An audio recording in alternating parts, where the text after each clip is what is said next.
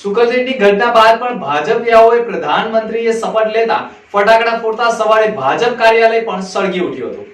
ભરૂચ જિલ્લાના પૂર્વ પટ્ટી વિસ્તારમાં સુકલત્રીત ગામ નજીક જ પવન સાથે વરસાદ વરસતા ઘટાદાર વૃક્ષ ધસી પડતા રિક્ષા અને કાર દબાઈ જતા તેમાં સવાર લોકો ઇજાગ્રસ્ત અને મોતને ભેટ્યા હતા। છતાં પ્રધાનમંત્રીના શપથ ગ્રહણના ફટાકડા ભાજપિયાઓએ ફોડતા લોકોમાં કુતૂહલ ઊભું થયું હતું। સવારે બંને યુવાનોના અંતિમ સંસ્કાર કરતી વેળા પણ ભાજપ કાર્યાલયમાં આગ લાગી હોવાની ઘટના સામે આવી હતી।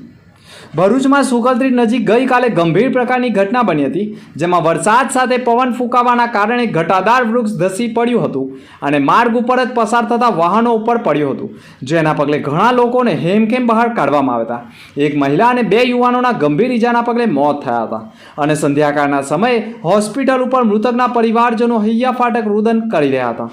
એક તરફ હોસ્પિટલની બહાર મૃતકના પરિવારજનો હૈયા ફાટક રુદન કરતા હતા, ત્યાં જ ભાજપિયાઓ પાંચબત્તી વિસ્તારમાં પ્રધાનમંત્રીએ ત્રીજી વખત શપથ લીધા તેની ખુશીમાં ફટાકડા ફોડી ખુશી વ્યક્ત કરતા હોવાના વિડીયો સોશિયલ મીડિયા પર વાયરલ થતા સમગ્ર ભરૂચવાસીઓમાં પણ ભાજપિયાઓમાં માનવતા મરી પરવારી છે તેવો ગણગણાટ ઊભો થયો હતો।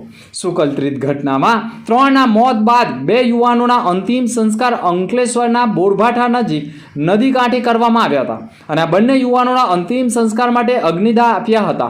ત્યારે ભરૂચ ભાજપ કાર્યાલયમાં પણ આ જ સમયે આગ લાગી હોવાની ઘટના સામે આવી હતી, જેના પગલે ભાજપ કાર્યાલય ઉપર ફાયર એનઓસી ન હોવાના કારણે પણ ભરૂચ નગરપાલિકાનું વિભાગ ફાયર વિભાગ દોડતું થઈ ગયું હતું। ભાજપ કાર્યાલય ફાયર એનઓસી વિનાનું હોય તો તેને નોટિસ આપવાની હિંમત ભરૂચ નગરપાલિકાનું ફાયર વિભાગ કરશે ખરું તેવા પ્રશ્નો ઊભા થઈ ગયા છે, પરંતુ મોતનો મલાજો ન જાળવનારા ભાજપિયાઓને કડવો અનુભવ થઈ ગયો છે। એક તરફ મોતનો મલાજો ન જાળવતા ભાજપ કાર્યાલયમાં પણ આગની ઘટના બની ગઈ છે।